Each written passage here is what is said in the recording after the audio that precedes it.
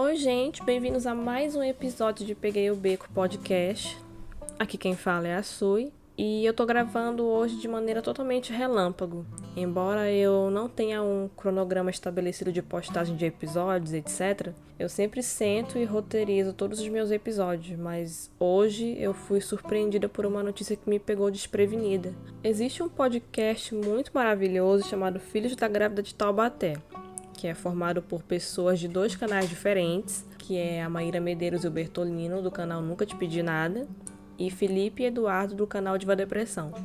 E é um podcast com assuntos aleatórios e com conversas super leves e engraçadas. E é perfeito para você ouvir enquanto limpa a casa e faz comida, sei lá. E hoje eles postaram um texto pelo Twitter do podcast, @Filhos da Grávida, falando que vão encerrar as atividades desse projeto por motivos de zelar pela saúde mental que ficou muito prejudicada por conta da pandemia. E reconhecer que eles têm que respeitar os próprios limites. E com isso, eles encerraram outro podcast que eles também tinham, que é o FD Games, em que eles jogavam jogos de maneira remota, tipo Stop ou Adivinhação, e é super engraçado também. Então, o que me levou a gravar hoje não foi só o fato do Filhos da Grávida de Taubaté ter sido uma inspiração para iniciar a gravar, mas falar melhor sobre os motivos que me fizeram iniciar o meu próprio projeto. E eles marcaram muito uma fase bem diferente da vida que eu levo agora.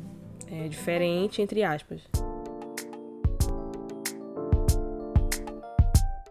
No final de 2017, eu me formei na faculdade, graças a Deus que ninguém merece aquilo ali. Isso porque foram só 3 anos, tá? E no início de 2018, eu me casei e fui morar com meu marido. E a gente morava separados antes por conta da rotina de estudo e trabalho. E também porque a faculdade era próxima da rua da casa dos meus pais. Eu morava com os meus pais. E aí eu me formei, aí fui pra casa do meu marido e a gente morava na kitnet da minha sogra.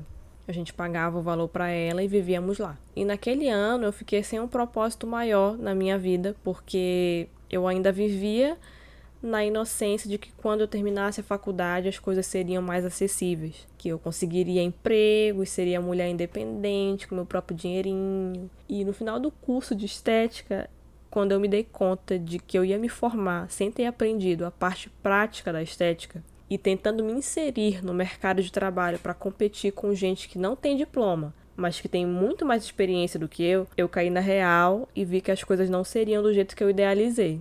E é foda, porque os nossos pais eles cresceram numa realidade totalmente diferente da nossa. Eu cresci ouvindo que fazer faculdade era uma coisa muito importante, que abriria muitas portas para mim e iria garantir o meu futuro. E talvez antigamente fosse uma garantia mesmo, mas hoje as coisas funcionam de maneira diferente. E eu achava que ter diploma, ser considerado capacitado para conseguir se formar, te transformava numa pessoa muito adulta. Coitada. E eu passei o ano mandando currículo, fiz algumas entrevistas, enquanto meu marido trabalhava no distrito. E foi um momento que os meus projetos profissionais não estavam dando certo, porque ninguém vai dar uma oportunidade para uma pessoa que não saiba nada além de teoria. E eu não sabia nada mesmo.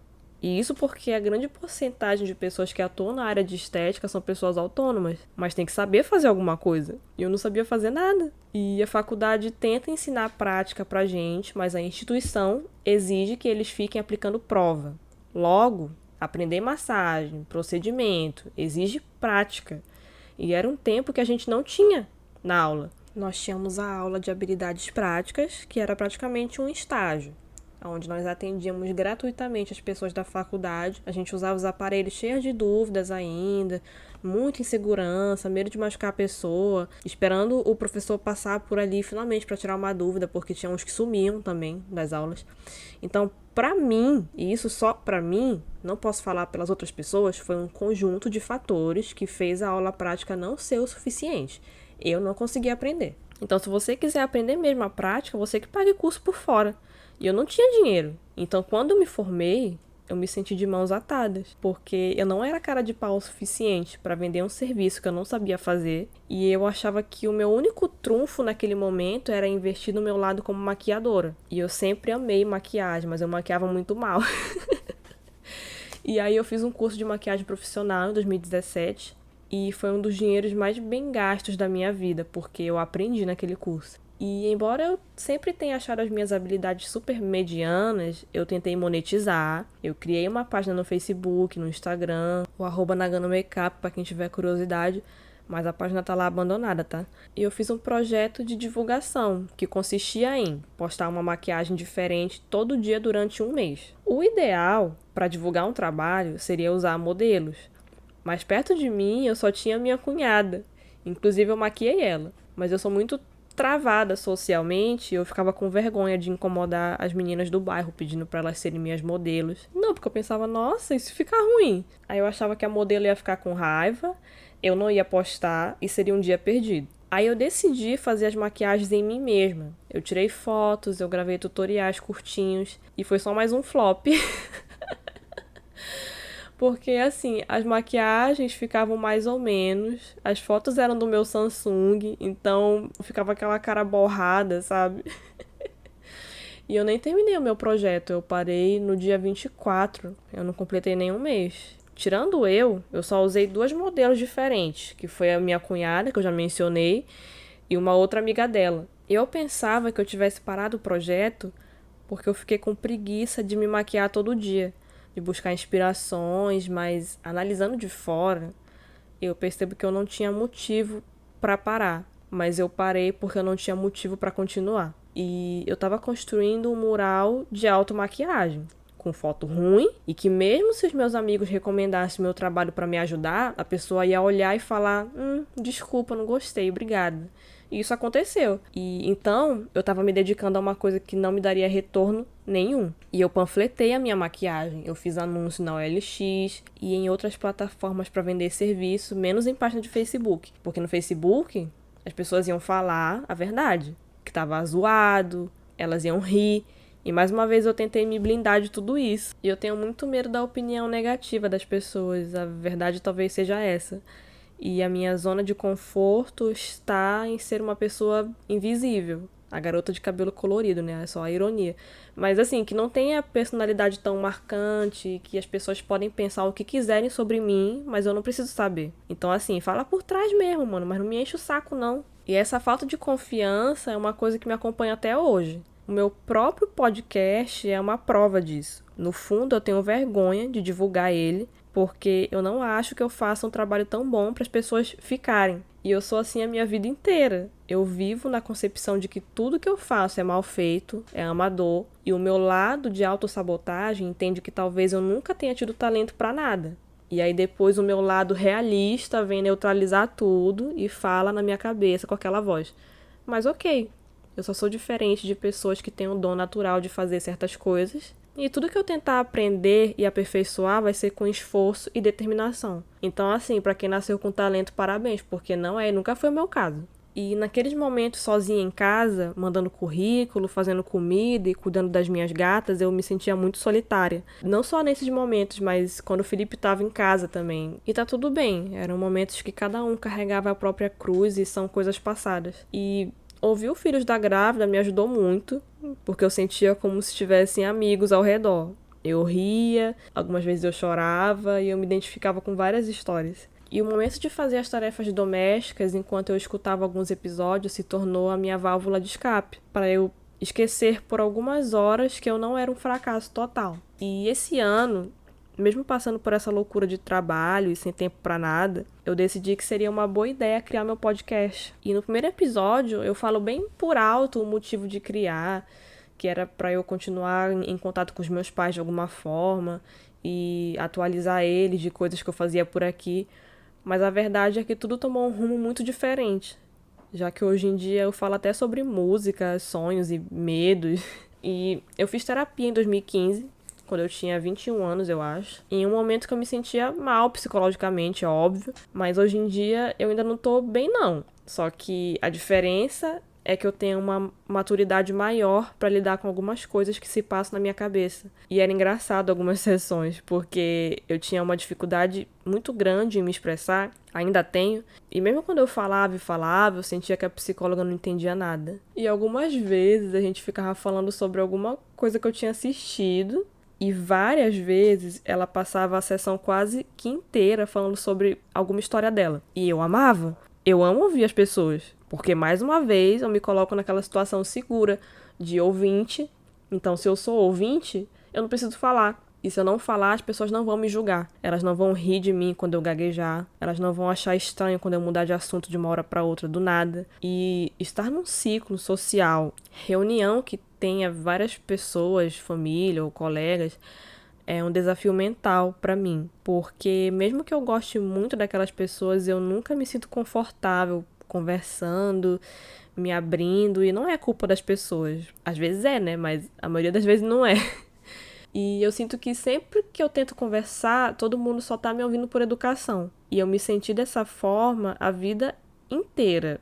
Exceto na infância, naquele tempo eu era mais atrevida, quando eu queria. Mas assim, resumindo, interações sociais me deixam totalmente exaurida. Seja no ciclo social ou pedindo comida, e mais recentemente agora dirigindo, eu sinto que cada coisa que eu falar ou fizer pode acarretar numa grande humilhação pra mim. Então eu acho que talvez isso seja ansiedade social, não sei dizer. Eu nunca falei sobre isso quando eu fiz terapia e a minha psicóloga não tem bola de cristal.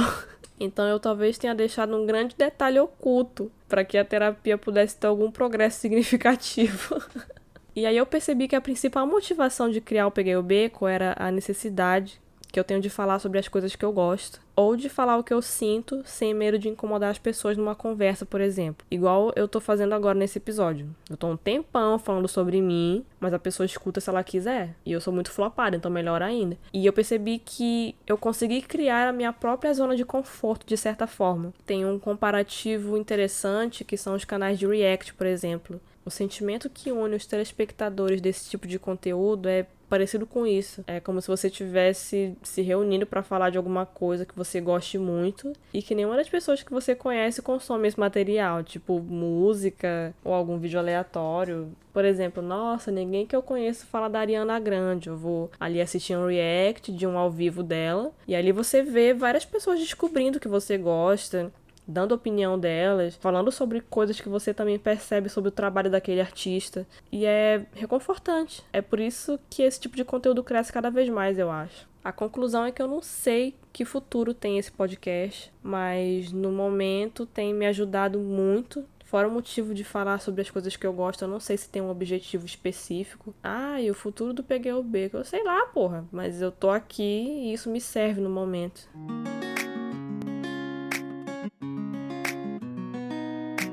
E no Amado de hoje eu vou recomendar uma série original Globoplay, que eu conheci ontem, chamada Sessão de Terapia. Ela tá aí desde 2012, tem 5 temporadas, e cada episódio é independente, ao mesmo tempo que tem uma sequência.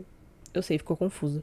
Mas é literalmente uma sessão de terapia, e cada temporada acompanha um número X de personagens, que voltam para as próximas sessões. Eu vou ler um pouco da sinopse. A série Sessão de Terapia acompanha a rotina do terapeuta Theo, ambientada no seu escritório de psicanálise. Cada temporada apresenta um grupo diferente de pacientes, sendo que cada episódio da semana exibe a sessão de um deles. O último é sempre uma avaliação do próprio terapeuta feita por sua supervisora, Dora. A série também conta com as presenças de Selton Mello e Morena Baccarin. Aquela Morena Baccarin da série gringa. Fez Deadpool também. Mano, eu olho pra cara dessa atriz, eu só consigo pensar duas coisas. Primeiro, que linda. Segundo, cadê a dublagem? Ai, que idiota. Voltando pra série.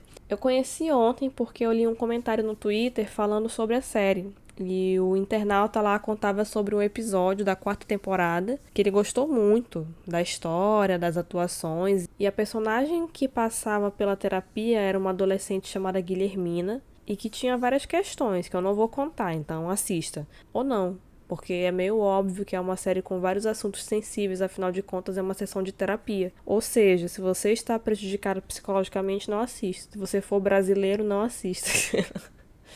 Ai, que tonto. Bom, mas eu amei os episódios com a Guilhermina. A atriz mirim que faz a personagem é incrível. O primeiro episódio da sessão dela já te prende, porque ela não fala nada do que tá acontecendo. E as únicas dicas que você tem é quando ela olha pro chão fixamente, meio que perdida nos próprios pensamentos. Então você sabe que tem alguma coisa que ela não tá falando e você assiste apreensivo e curioso, pensando, nossa, eu acho que ela foi abusada. Ou não, acho que foi outra coisa. Ai, não, deve ser alguma questão com o pai. E eu não vou contar o desfecho para não estragar a experiência de quem vai assistir, mas se alguém se interessar, é o episódio 2, eu acho, da 4ª temporada. É quando se inicia a primeira sessão da Guilhermina, porque tem mais sessões até ela ir contando tudo de fato. Eu achei incrível. Eu comecei a assistir a primeira temporada hoje. Eu assisti 2 episódios com 2 personagens diferentes e eu tô amando. Porque eu acho os assuntos da psique humana uma coisa muito fascinante, embora não seja um conteúdo que eu consuma sempre. E essa seria uma série que eu assistiria com um amigo, talvez, mas todos os meus amigos estão no Brasil e os daqui vivem pro trabalho, então eu tô assistindo sozinha. E fica a minha recomendação. Talvez a continuação de uma das séries desse podcast saia em breve também. Obrigada para quem me ouviu. Obrigada, filhos da grávida de Taubaté, por terem existido. E até o próximo episódio. Bye, bye!